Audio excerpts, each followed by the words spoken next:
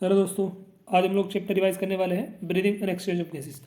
कल हम लोगों ने चैप्टर रिवाइज करा था बॉडी फ्लूइड एंड सर्कुलेशन। आज हम लोग रिवाइज करेंगे breathing and exchange of gases को।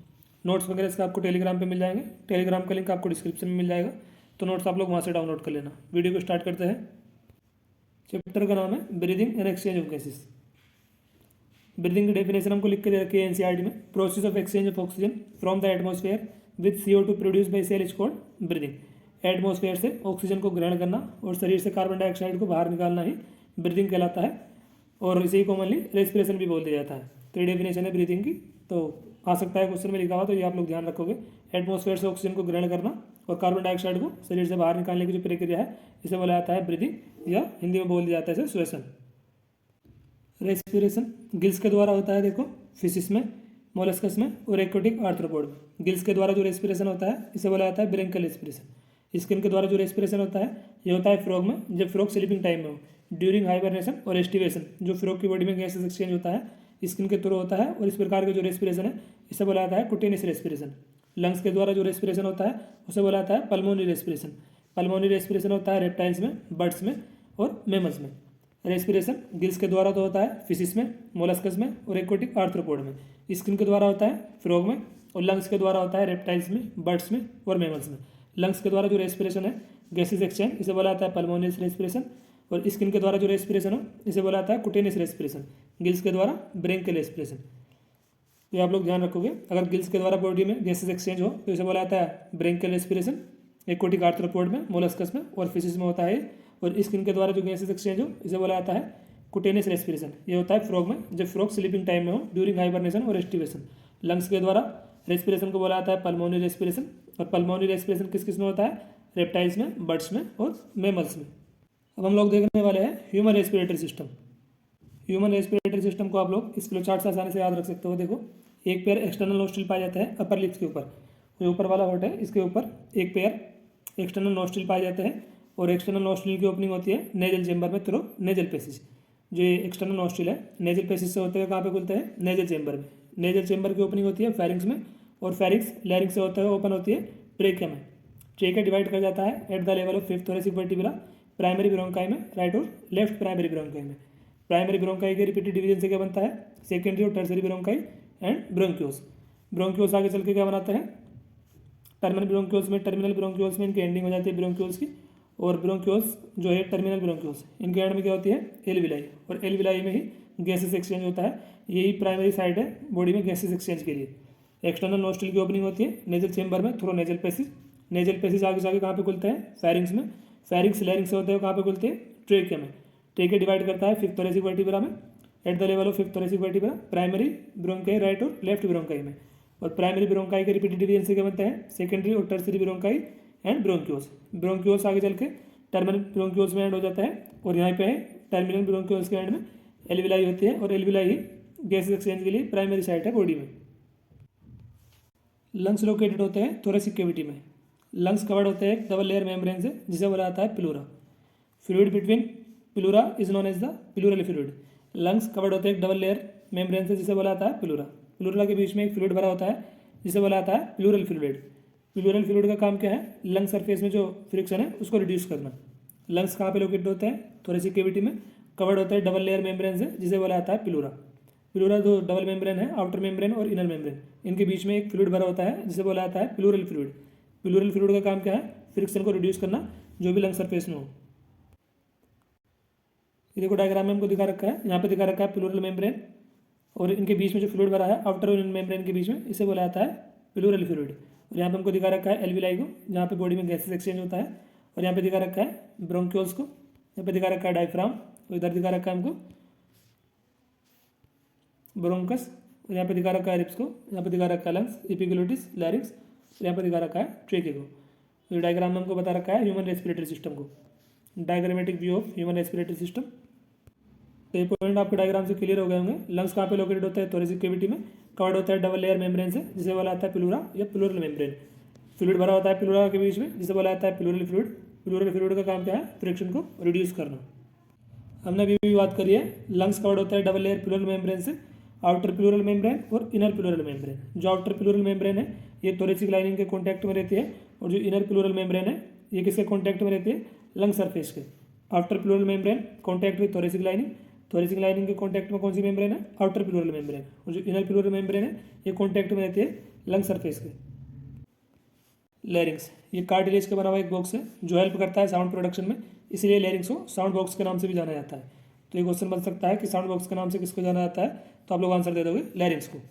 Common passage food and air, food के लिए और एयर के लिए कॉमन पेसेज का काम कौन करता है? फेरिंग्स। और विंड पाइप की ओपनिंग को क्या बोला जाता है? Glottis. During swallowing glottis can be covered by a cartilaginous flap is called epiglottis. खाने को निकलते हुए जब हम लोग खाना निकलता है स्वेलिंग के समय, जो ग्लूटिस है इसको एक कार्टिलेजिनस फ्लैप कवर करता है जिसे बोला जाता है एपिग्लोटिस। एपिग्लोटिस का काम क्या है? Prevent the entry of food into लैरिंग्स। Food की एंट्री को लैरिंग्स में जाने से कौन प्रिवेंट करता है? एपिग्लोटिस। लैरिंग्स इसको बोला जाता है साउंड बॉक्स। फूड के लिए और एयर के लिए कॉमन पैसेज का काम कौन करता है? फेरिंग्स। और विंड पाइप की ओपनिंग को क्या बोला जाता है? ग्लूटिस। ग्लूटिस स्वेलिंग के समय एक कार्टिलेजिनस फ्लैप से कवर्ड हो जाती है जिसे बोला जाता है एपिग्लोटिस। एपिग्लोटिस का काम है लैरिंग्स में फूड को जाने से रोकना। मैकेनिज्म ऑफ ब्रीदिंग, ब्रीदिंग के मैकेनिज्म में दो स्टेज इन्वॉल्व होती है। पहली तो है इंस्पायरेशन और दूसरी है एक्सपायरेशन। इंस्पायरेशन के समय जो एटमॉस्फेरिक एयर है उसको हम लोग बॉडी के अंदर खींचते हैं, और एक्सपायरेशन के समय जो एल्वियुलर एयर है इसको बॉडी से रिलीज आउट करा जाता है। ब्रीदिंग इन्वॉल्व टू स्टेज, पहली है इंस्पायरेशन और दूसरी है एक्सपायरेशन। इंस्पायरेशन के समय जो एटमॉस्फेरिक एयर है उसको हम लोग बॉडी के अंदर खींचते हैं और एल्वियुलर एयर को रिलीज आउट करा जाता है ड्यूरिंग एक्सपायरेशन। इंस्पिरेशन के समय जो इंट्रापल्मोनरी प्रेशर होता है वो लेस देन होता है एटमॉस्फेरिक प्रेशर के कंपैरिजन में, और यहाँ पर हायर देन होता है एटमॉस्फेरिक प्रेशर के कंपैरिजन में। डायफ्राम यहाँ पे कॉन्ट्रैक्ट होता है, डायफ्राम और इंटरकोस्टल मसल, और यहाँ पे एक्सपायरेशन के समय होती है रिलैक्स। इंस्पायरेशन के समय डायफ्राम फ्लैट हो जाता है और यहाँ पे कर्व्ड हो जाता है। तो ये पॉइंट है जहाँ से आप लोगों के एग्जाम में क्वेश्चन बन सकता है। इंस्पायरेशन के समय इंट्रापल्मोनरी प्रेशर लेस देन होता है एटमॉस्फेरिक प्रेशर के कंपैरिजन में, और एक्सपायरेशन के समय ये हायर होता है।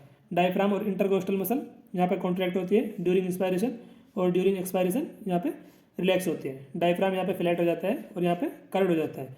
ये आप लोग ध्यान रखना, ये क्वेश्चन हमसे पूछा भी जा चुका है कि इंट्रापल्मोनरी प्रेशर इंस्पायरेशन के समय लेस देन होता है या मोर देन होता है।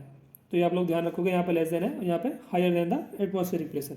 डायफ्राम और इंटरकोस्टल मसल यहाँ पे कॉन्ट्रैक्ट, यहाँ पे रिलैक्स, और यहाँ पे डायफ्राम फ्लैट हो जाता है, और एक्सपायरेशन के समय डायफ्राम कर्व्ड। ये डायग्राम हमको दिखा रखा है एनसीईआरटी में। देखो यहाँ पे डायफ्राम इंस्पायरेशन के समय फ्लैट हो जाता है, यहाँ पे हमको डायग्राम में दिख रहा है। यहाँ पे एयर एंटर कर रही है इनसाइड और यहाँ पे आउटसाइड, तो यहाँ पे डायफ्राम कर्व्ड हो रहा है कुछ इस टाइप से, यहाँ पे हमको दिख रहा है फिगर में, और यहाँ पे फ्लैट हो रहा है डायफ्राम इंस्पायरेशन के समय। ये हमको डायग्राम एनसीईआरटी में दिखा रखा है। ए में हमको दिखा रखा है इंस्पायरेशन को, मैकेनिज्म ऑफ ब्रीदिंग, और बी में दिखा रखा है एक्सपायरेशन को। यहाँ पे डायफ्राम कर्व्ड हो रहा है और यहाँ पे डायफ्राम फ्लैट हो रहा है। रिब्स और स्टर्नम यहाँ पर रेज हो रहा है और रिब्स और sternum return to original position. तो डायग्राम आप लोग एनसीईआरटी में देखोगे तो आपको अच्छे से क्लियर हो जाएगा। और भी कंडक्टिंग पार्ट और दूसरा होता है रेस्पिरेटरी और एक्सचेंज पार्ट। एक्सटर्नल नोस्ट्रिल से लेकर टर्मिनल ब्रोंकियोल तक जितने भी पार्ट हमने देखे थे, हम लोग देख रहे थे ह्यूमन रेस्पिरेटरी सिस्टम की फ्लो चार्ट को, तो एक्सटर्नल नोस्ट्रिल से लेकर टर्मिनल ब्रोंकियोल तक जो भी है उसे बोला जाता है कंडक्टिंग पार्ट। कंडक्टिंग पार्ट का काम क्या है? Transport the atmospheric air to the alveoli. Alveoli तक एटमॉस्फेरिक एयर को ट्रांसपोर्ट करना, ये काम होता है कंडक्टिंग पार्ट का। और दूसरा काम क्या है इसका? एटमॉस्फेरिक एयर में जो भी फॉरेन पार्टिकल है उनको रिमूव करना, क्लियर करना, ये काम होता है कंडक्टिंग पार्ट का। और रेस्पिरेटरी और एक्सचेंज पार्ट है alveoli are the primary site of exchange of gases. तो एल्विलाई गैसेज के एक्सचेंज के लिए प्राइमरी साइट है, तो ये आप लोग ध्यान रखोगे। कंडक्टिंग पार्ट एक्सटर्नल नोस्ट्रिल से लेकर टर्मिनल ब्रोंकियोल तक, इसका काम है एटमॉस्फेरिक एयर को एल्विलाई तक पहुंचाना और जो भी एटमॉस्फेरिक एयर में फॉरेन पार्टिकल है उनको क्लियर करना। और एक्सचेंज पार्ट एल्विलाई है। ये हमने देखा था, देखो यहाँ से एक्सटर्नल नोस्ट्रिल से लेके और यहाँ पे टर्मिनल ब्रोंकियोल तक ये इतना पार्ट है, इसे क्या बोला जाता है? Conducting part. और एल्विलाई गैसेज एक्सचेंज के लिए प्राइमरी साइट है। एवरेज ब्रीदिंग रेट कितना होता है एक हेल्दी ह्यूमन में? 12 से 16 टाइम पर मिनट। एक स्वस्थ मनुष्य 1 मिनट में कितनी बार सांस लेता है? 12 से लेकर 16 बार तक। Volume of air involve in breathing movement can be estimated by spirometer. Breathing में जो एयर का वॉल्यूम इन्वॉल्व है उसको हम लोग किसी यंत्र से मापते हैं? स्पायरोमीटर से। We have ability to increase the strength of inspiration and expiration with the help of abdominal muscle. Abdomen में जो हमारे एब्डोमिनल मसल है इनकी सहायता से हम लोग इंस्पायरेशन और एक्सपायरेशन के जो स्ट्रेंथ है उसको इंक्रीज कर सकते हैं। फोर्सफुली हम लोग इंस्पायरेशन भी कर सकते हैं, एयर को अंदर खींच भी सकते हैं, और एक्सपायरेशन भी कर सकते हैं with the help of abdominal muscle. तो 12 से 16 टाइम्स पर मिनट एवरेज ब्रीदिंग रेट है एक हेल्दी ह्यूमन में। और volume of air in volume breathing movement can be estimated with spirometer. Breathing में इन्वॉल्व एयर के वॉल्यूम को नापा जाता है स्पायरोमीटर से, और हम लोग इंस्पायरेशन और एक्सपायरेशन की स्ट्रेंथ को इंक्रीज कर सकता है with the help of abdominal muscle. बात करें थोरेसिक चेंबर की, तो एक एनाटॉमिकली एयर टाइट चेंबर है जहाँ पे लंग सिचुएटेड होता है। बनता है कैसे थोरेसिक चेंबर? डोर्सली बनता है वर्टिब्रल कॉलम द्वारा, और वेंट्रली स्टर्नम द्वारा, लेटरली रिब्स के द्वारा, और लोअर साइड में होता है डम से डायफ्राम। अब हम लोग देखने वाले हैं रेस्पिरेटरी वॉल्यूम एंड कैपेसिटीज। इसको आप लोग देखो ऐसे लिख लेना, पहले लिख लेना इंस्पायरेटरी रिजर्व वॉल्यूम को, फिर टाइडल वॉल्यूम को, उसके बाद expiratory reserve volume, then residual volume. Inspiratory reserve volume और एक्सपायरेटरी रिजर्व वॉल्यूम, इन दोनों को मिलाने पर क्या मिलेगी हमें? Inspiratory capacity. टीवी और ईआरवी को मिला देंगे तो क्या बन जाएगा? Expiratory capacity. ईआरवी और आरवी को मिला दोगे तो क्या बन जाएगा? Functional residual capacity. Inspiratory reserve volume, tidal volume and expiratory reserve volume, इन तीनों को मिला दोगे तो क्या बन जाएगा? Vital capacity. एंड सबको मिला दोगे तो क्या बन जाएगा? Total lung capacity. Inspiratory reserve volume, tidal volume, expiratory reserve volume and residual volume, सबको मिलाने पे क्या मिलेगा? Total lung capacity. एनसीईआरटी में इनको वैल्यू लिख के दे रखी है। इंस्पायरेटरी रिजर्व वॉल्यूम 2500 से 3000 ml लिख रखा है, लेकिन मैंने यहाँ पे 3000 को ले लिया है। और यहाँ पे दे रखा है टाइडल वॉल्यूम को 500 ml, एक्सपायरेटरी वॉल्यूम को दे रखा है 1000 से लेकर 1100 ml, एंड रेजिडुअल वॉल्यूम को लिख रखा है 1100 से लेकर 1200 ml। तो इनको आप लोग ऐसे याद रख लेगा। पहले आप लोग इंस्पायरेटरी रिजर्व वॉल्यूम को लिख लेना, फिर टाइडल वॉल्यूम को, एक्सपायरेटरी रिजर्व वॉल्यूम को, और लास्ट में रेजिडुअल वॉल्यूम को। इससे आप लोगों को ऐसा हो जाएगा, देखो इन दोनों को मिला दोगे तो इंस्पिरेटरी कैपेसिटी बन जाएगी 3000 और 500, यहाँ पर आ जाएगा 3500 ml। टीवी और ईआरवी को मिला दोगे 11 और 500 1600, तो यहाँ पे मिल जाएगी एक्सपायरेटरी कैपेसिटी। ईआरवी और आरवी को मिलाने पे क्या बन जाएगी? Functional residual capacity. IRV, TV और ईआरवी के मिलने पर क्या बन जाएगा? Vital capacity. और सबको मिला दोगे तो टोटल लंग कैपेसिटी। वैल्यू आप लोग ध्यान रख लेना, 2500 से 3000 ml है inspiratory reserve volume. Tidal volume की तो वैल्यू इतनी दे रखी है एनसीईआरटी में 500 ml। एक्सपायरेटरी रिजर्व वॉल्यूम इसको लिख के दे रखा है 1000 से 1100 ml, एंड रेजिडुअल वॉल्यूम को लिख के दे रखा है 1100 से लेकर 1200 ml। तो इस टाइप से आप लोग जो रेस्पिरेटरी वॉल्यूम है उन कैपेसिटी से उनको आसानी से याद रख सकते हो। इन दोनों को मिला दोगे तो इंस्पिरेटरी कैपेसिटी बन जाएगी, और इधर एक्सपायरेटरी कैपेसिटी, दोनों को मिलाने पर टीवी और ईआरवी को, ईआरवी आरवी को मिलाने पे फंक्शनल रेजिडुअल कैपेसिटी, तीनों को मिला दोगे स्टार्टिंग के तो वाइटल कैपेसिटी, और सबको मिला दोगे तो टोटल लंग कैपेसिटी। एक हेल्दी मैन एयर के कितने वॉल्यूम को पर मिनट इंस्पायर एक्सपायर कर सकता है? 6000 से लेकर 8000 ml। कार्बन डाइऑक्साइड की सोल्युबिलिटी 20 से 25 टाइम ज़्यादा होती है ऑक्सीजन के कंपैरिजन में।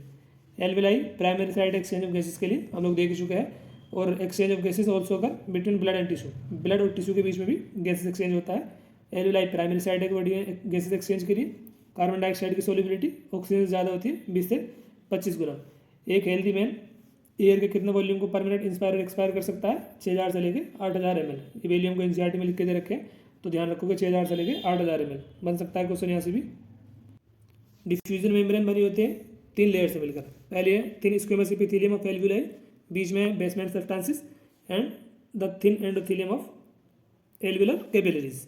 टोटल थिकनेस जो होती है डिफ्यूजन मेम्ब्रेन की वो होती है लेस देन 1 मिलीमीटर, तो इसको ध्यान रखना, मोर देन नहीं होता, लेस देन होता है।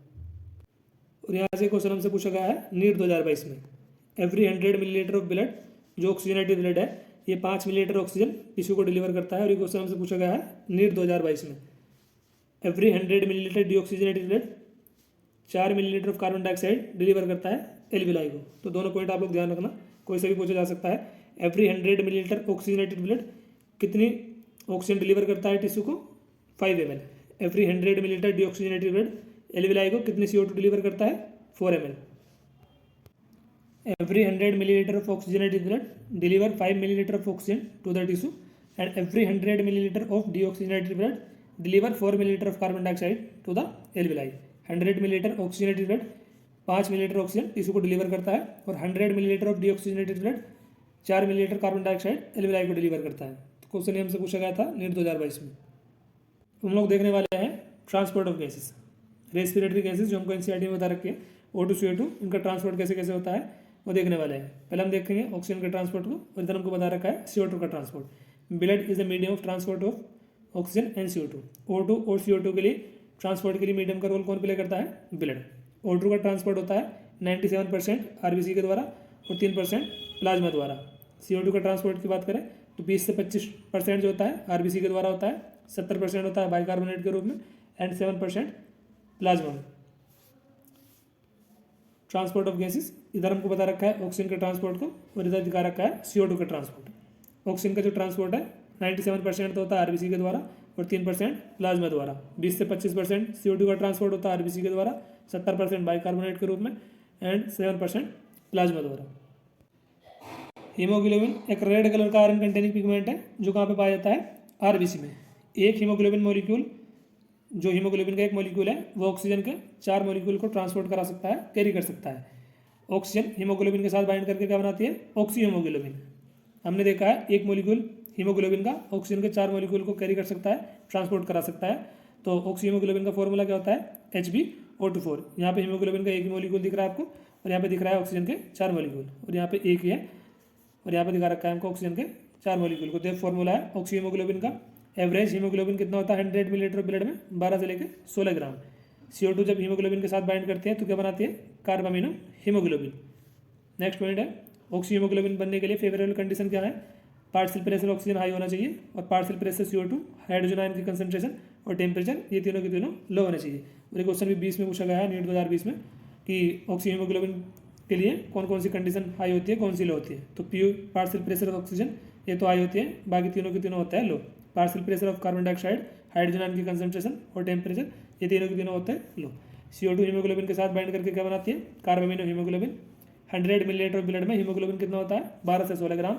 ऑक्सीजन हीमोग्लोबिन के साथ बाइंड करके क्या बनाता है, ऑक्सी हीमोग्लोबिन। ऑक्सी हीमोग्लोबिन का फॉर्मूला क्या होता है HbO2 एंड 1 मॉलिक्यूल जो है हीमोग्लोबिन का ऑक्सीजन के 4 मॉलिक्यूल को कैरी कर सकता है, ट्रांसपोर्ट करा सकता है।